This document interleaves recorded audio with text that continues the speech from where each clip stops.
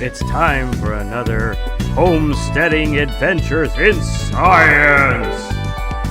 A show that's not so much about science, but maybe is about life on a homestead. Hello! Welcome back to more Homesteading Adventures in Science. It might not be that scientific. Today we're just doing some homesteading stuff, so we'll break from my commentary on scripture or on how to make yogurt. I need to put those together into one playlist. Anyway, so today my kids mentioned, and actually my neighbor mentioned too, that I should really document this whole Earthbag construction thing. So that's what we're going to do today. A lot of my ideas, they're not my own. I'm not that, I didn't invent these, I didn't come up with the thoughts on my own. I learned from others. So this is what I was using as a general guide. Essential Earthbag construction. It's the complete step-by-step guide by Kelly Hart. You can find them. It's pretty cheap. I don't think it's really as step-by-step as step-by-step implies. More of kind of like general philosophy, step-by-step. So this is really not rocket science. So that's really why it probably makes sense the way they're doing it. But just so you have some idea, some visual idea. All right, so we're making an ice house. So the general idea is going to be that this side is going to be insulated with about a foot of insulation all the way around, and in the middle we'll have a wall, a supporting dividing wall, and on this side will be just a cool room. And here's the entrance.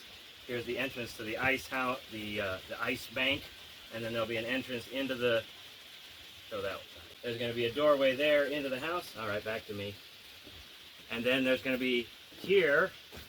We're going to have a cutout that'll be basically like a giant fridge, sunk in, insulated all the way around, insulated doors on that side, so the ice bank is cooling the refrigerator cabinet.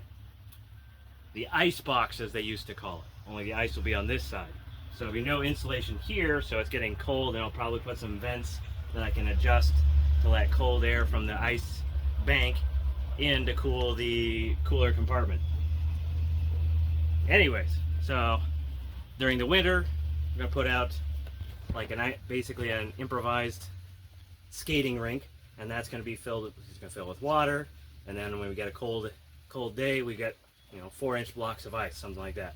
And we'll break those up, and that's the current plan. Break those up, and we put them in here. Maybe they'll be on the ground, and they'll just be allowed to evaporate, or maybe we'll put them into. If we get enough ice, that's probably what we need to do, is just stack it end to end with ice, and then it'll drain on its own as it melts. But it might be that once they got small enough, once the blocks got small enough, we put them into some buckets, and that way, as they freeze, or excuse me, as they melt, then they'll be going into other water uses. And one thought would be, like, as they melt all the way down into water, we'll take them and put them into a freezer unit, because we still have a freezer. So we'll put them in there, because the more you have in the freezer, the more efficiently it runs, because there's less air in there. Every time you open it up, air goes out, air comes in, and so you're losing a lot of your cold effect. But if most of the things in there are frozen solid, like a bucket full of ice, then it's more efficient when you open and close it. So then we take that and we'd exchange those for buckets, so we should have ice all the way till next year when we make new ice. Anyways, so that's what we're building here, is an ice house. The Amish use them, very efficient, so that's going to save you like $40-50 in your refrigeration costs.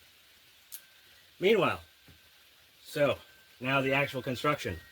These are earth bags, and when we say earth bags, that doesn't necessarily mean that it's a specific type of bag. This is just you look here, zoom in here, you don't have to zoom in, but just look. See, there's this is our feed bag. These are feed bags, chicken feed bags that we got, and it's made of polypropylene mesh, which is very strong, tensile strength-wise, so this will be perfect. You could get specific for the purpose bags, but really a lot of people will just use, as they'll recommend in the book, just a polypropylene mesh bag is fine. Now the thing with these, you have to watch out. Sunlight will break them down. Like anything plastic left out long enough will break down, they'll start to split. So we can't have them open for too long. And that's why I've got to work even though it's hot, because I've got to get them covered. Once I get Once these get up to a certain level, I'll be able to start putting in, on the outside will be a layer of insulation for the place where it's below ground. Okay, so there'll be an insulation thing here, probably foam 1-inch block. That goes back to the ice house thought. Is the ice house, you think that in the ground stays cool, but that's not actually true. It's that the ground is not an insulator, it's a conductor of heat. So the fact that the ground below is about 55, it's coming up. But the sun coming down is also heating it. So you figure it takes about 1 hour of sunlight to warm 1 inch deep of soil. So if the day is never more than 12 inches, this is never going to be exposed to sunlight for more than 12 hours, then it would never get through 12 inches of dirt. So these bags, sunlight is 16 inches across, sunlight will never get all the way through, it'll never warm all the way through. So the heat that's residual in these earth bags is coming up from the earth itself. So that you're going to get about a 55-degree ambient temperature, which then, that's why you want the insulation, because 55 is still above freezing. So you have insulation out here to protect against the, not exactly sure what that's for. I'd have to rethink that. Why is there insulation on the outside since the outside is 55? I don't know. But anyways, that might be an old design and I don't really need to have that. I'll have to think about that. The insulation, or a water vapor barrier, just like a 6mm black plastic, will be fine. So once I have that, then I can temporarily put that over here and that'll protect the bags while I'm working. But I'm not up to that level yet because the insulation board is 48 inches high. So this is going to be about up to like, I think 85 or 93 inches. I forget what I measured, but that's where I'm going to get for this. All right, so we got these bags and we fill them up. Maybe we'll get in a, yes. We'll do a pause right here. All right. So you have the basic idea of what we're doing. Now we'll show you the step by step. So I'm checking over this bag, make sure it doesn't have any holes in it. If it has like mice holes, because sometimes there are mice holes in them because they've been in storage and they're looking for the feed. So check it over. If the holes aren't too bad, or if it doesn't seem, as long as it doesn't seem like it's already had wear and tear, some of these bags that start to split, and I just set those aside for either these half bags that I have to do to alternate, because you see, you have seam, you want to alternate for alternating strength. Some of the places it works out where they just are almost one on top of each other, that's not good, so you alternate it from time to time. So if I have a weak bag and I can fold it over a couple of times, then that's okay, because this is all going to be plastered over and insulated and become, you know, every subwall protecting it.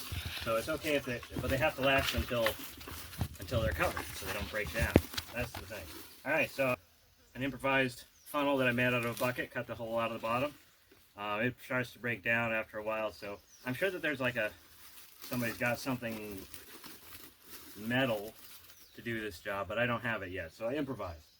Improvisation, that's the thing, that's the way. So more improvisation. See, I've got a metal piece of roofing metal here, and I tried to flatten it as best I could, so what we're going to do is, when the bag is on here and it's on top, because we don't want it getting all torn up by the barbed wire, so we have this to protect the bag, so I can put it on the side and I can shuffle it, and then I pull the metal out from underneath it, so that's why that's there. All right, next comes the actual filling, which is not a secret technique, so I'll edit out all this extra stuff. It's okay if there's some rocks in it. This one's probably a little bit big. You don't want too many because then you might start putting holes in the bag. That's not good. Also, while we're talking, they say that you can basically use whatever the soil is that you have there. But obviously if you were on a beach, you couldn't use all sand. So you've got to have some binding element like a clay or whatever. So I put it in. Here's my improvised scaffolding. You could get some better scaffolding, that's okay. So I use my gloves and I push it down a little bit and I pull the bucket up as I go, the bucket funnel up as I go. I've got a good seat. The ground might get I don't want it to be too dry, so it's like dirt, like it's like rock itself. So I alternate between some dry stuff and some wet stuff. I've got a lot of clay, so I could use with more sand. So sometimes I'll even mix in some light gravel. My camera crew is gaining experience with every day.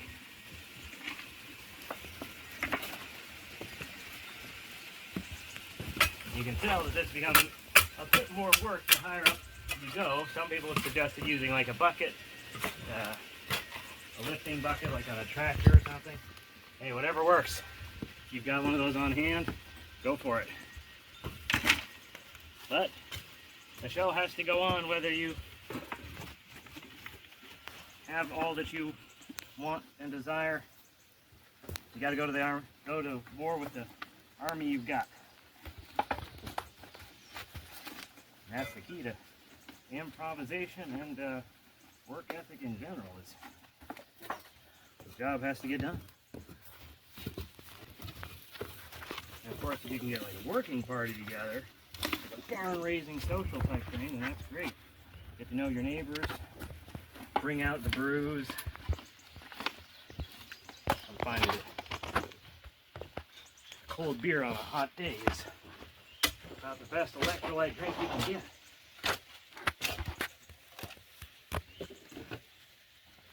And then afterwards, you'll have a shindig, a dance party, like in Seven Brides for Seven Brothers. Now to get too dry, I've got some water over there that I can use, etc., etc. Now, watching all this work, you might say, what is the point of all this? Especially because that middle wall, I'm going to use cinder blocks just to save space. And, well, it's what you end up going with, you know. Cinder blocks don't have quite the protective value. They're very strong, of course. I'll be using them from the middle for support, for compression and strength. But you get to yeah, it's all like analysis. Like, do you have enough dirt that you want to move stuff? Because, I mean, if you're going to put this in the ground, you're going to move dirt anyways. So why not use it? Super cheap. It's and like if you're in an earthquake-prone area or something, then these are stronger than blocks will be. They're fire resistant, so it's better than wood. So there's lots of pros and cons. Read the book. Make a decision yourself.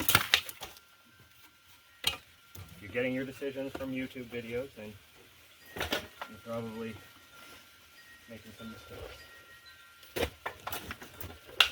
Hey, we all make mistakes anyways.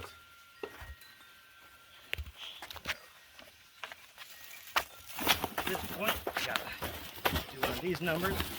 Shake that dirt down. Yeah. Press. Oh,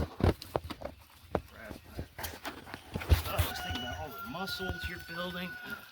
Get going to the gym. I got the Stairmaster here. I got the Shovel Master. Get your can going. No unnecessary AC getting in the way of really enjoying that beautiful sun.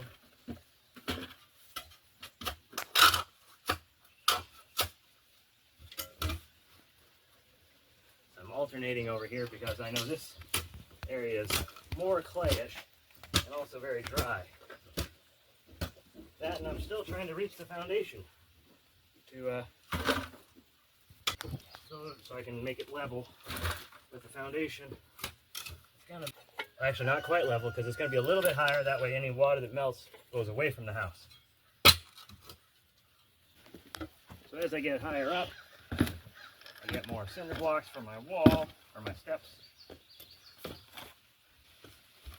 Really practice your balance too. You know, funny thing, when you're a grown-up, you look at a house and you're like 2 stories and you don't think anything about it. And then you're working outside, you're building something like this, the walls get higher and higher, and suddenly you're like looking down on a door door frame, a standard door frame.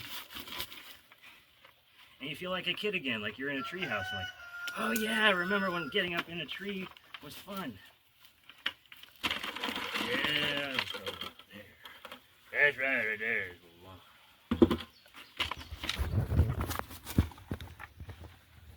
Alright, a couple of rocks there. Take the funnel out.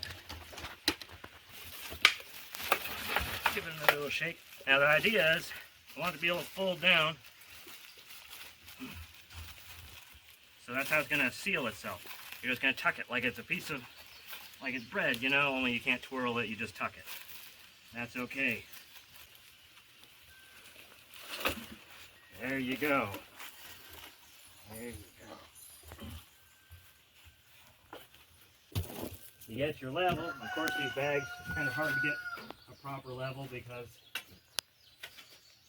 bags aren't square blocks. But that's, again, that's okay, because you learn that things don't have to be square. We're so used to everything has to be uniform. Like, how do we work if it's not uniform? You know, this tomato looks different than other tomatoes. This thing's not perfectly level. What do? Well, you know what? You can still make something work even if it's not level. You maybe just don't push it to extremes, you know? At 2 stories, a little bit off level isn't going to hurt you. If you're making like a 100-foot skyscraper, or a 100-story skyscraper, well, those small little details matter. Now these things will keep tamping down farther and farther. And I don't really want it to get too tamped down, because like down below you see how thin they were earlier on. I was making really thin ones, and then you're just using so many bags.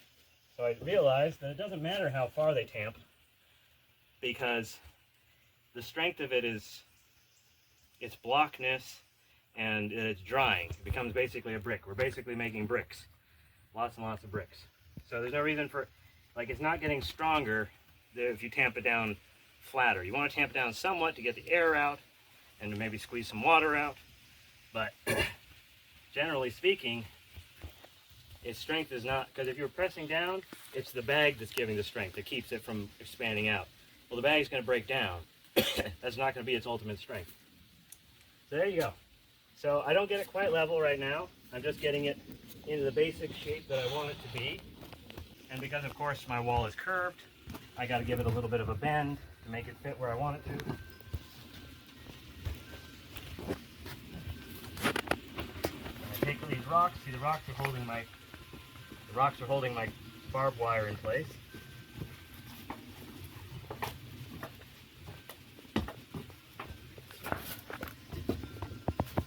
It gets higher up, you got to change your techniques.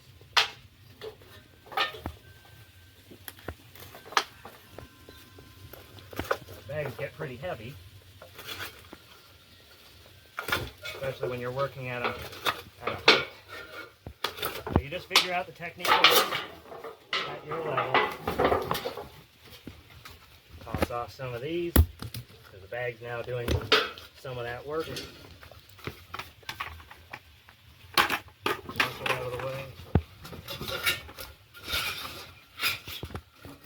Improvisation. Adapt and overcome. As we said in the Marine Corps. Some people said overcome and adapt, which I think there's value to that. You say, well, I can't adapt until, or I can't overcome until I adapt. I have to figure out how to solve the situation, and then I'll overcome. See, that's what you're doing, is you're giving yourself a mental excuse that, oh, I can quit because I haven't figured out, I haven't adapted yet. Therefore, I'm allowed to lose now. I'm allowed to lose. Where if you say overcome and adapt, you say, okay, I don't know what the right way to do this is. I don't have the best technique. I don't have the best tools, but I can't wait for it. I got to solve it here and now. Like that bag right there is bothering me. Look at that. What happened there? What is that? We'll fill that in with fill that in with something. All right. So I just take like an average, so to speak, of these. That's about level right there. I mean, this one's a little bit too far. So what I'm basically just doing, since I have nothing to level it to, is I'm just trying to make it level to itself. Use my little level instead of my big level. too big to the right. What I might do is scrunch it a little bit. I would have thought that I still needed to go more, but it is about perfectly level right there. And there you go.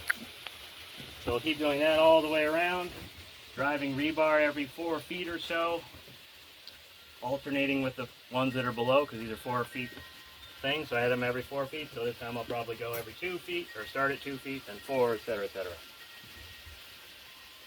And there you go. So we'll have it built up, then we'll put a roof. I'm going to have composite board decking, insulation, then 2x10s, foam in between, another 1/2 inch of foam on top of that, and another composite board on top of that, which then will be painted with something very water resistant, because I can't have water coming down from above, but I want to be able to use that for a living space too.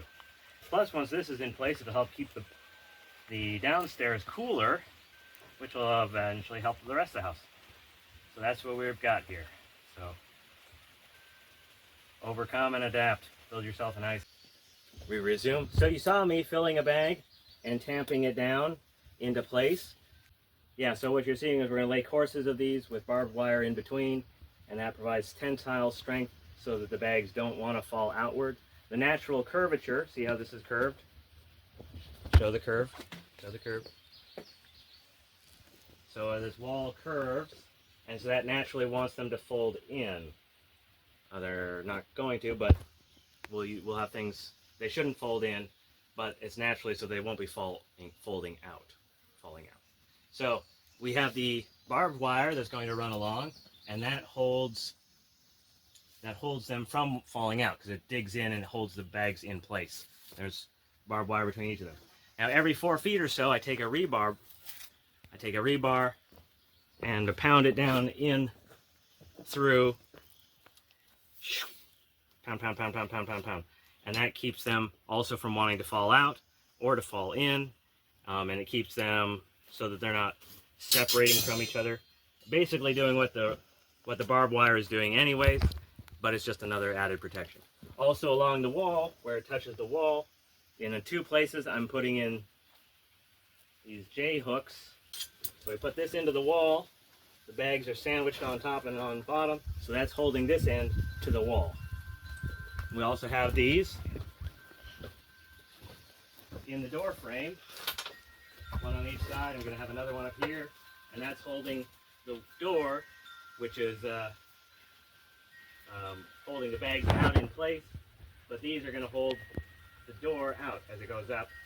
It holds this from getting pressed in by the weight of the bags, but also you've got the top and bottom for support to keep the things out, but eventually these will be pressed in. So every now and then I take one of these guys, a level, and I put it up against the wall there. See, yep, still level. So we're doing good. Yep, still level. Oh, by the way, down here, the bottom 2 layers are a coarse gravel, not a fine gravel. Like we get fine gravel here, but have large gravel in here. And the reason is because so you don't get water wicking up from the ground. If you had dirt, it would wick up into the wall, and therefore the wall would lose some strength because it's constantly being moistened. Plus it would be leaching out into the air, and you might have like a mold issue. So this is one of the ways you stop that. So the water barrier outside to keep water from coming out. You got the gravel level down at the bottom to keep water from coming up. We're eventually going to have this all concreted in so that as that water's melting, or as the ice is melting, it's going out through that pipe over there. Drain pipe. All right. Thanks for tuning in. I'm your homesteader host, J.S. Clark, and my alter ego is a writer. You can check out my fantasy, sci-fi, and occasional memoir on Amazon, Lulu, Smashwords, and other indie-friendly marketplaces. If you'd like to show some other support, you can look us up on Patreon at J.S. Clark. comments, or questions, send us an email at jsclarkpresents@gmail.com, or you can occasionally find me on X at jsclark5768 or Threads at jsclarkpresent. And there's also a website, jsclarkwordcraftsman.net. Theme music provided by Legacy Ali by Ali Gordon Mastropieri. Music promoted by Chosic.com. Creative Commons CC by 3.0. All the best.